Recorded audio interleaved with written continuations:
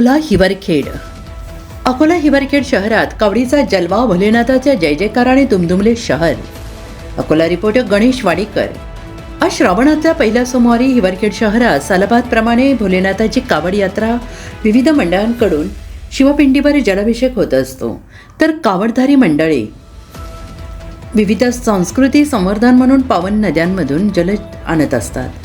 कावड यात्रेची सुरुवात माजी आमदार स्वर्गीय डॉक्टर का. तिडके स्मृती प्रवेशद्वारपासून सुरू होऊन पुरातन महादेव मंदिर, गोदीर वेस महादेव संस्थान, भवानी माता मंदिर, राजभुवा संस्थान, चंडिका चौक, स्वर्गीय संपतराव भोपळे प्रवेशद्वार मार्गे ऐतिहासिक सदाशिव संस्थानवर तीनही कावडधाऱ्यांनी जलाभिषेक केला. प्रथम पुरातन महादेव मंदिराजवळ रमेश धुंडोते, ठाणेदार सचिन पाटील, दुय्यम ठाणेदार कायंदे अनिल कराळे, प्रकाश पाटील कावंडे, डॉक्टर प्रशांत इंगळे, महेंद्र भोपळे, गजानन बंड, सुरेश ओंकारे, वीरेंद्र येऊल, संदीप इंगळे, किरण सैदानी, श्यामशील भोपळे, शिवाब नेरकर, केशव कोरडे, गणेश वानखडे,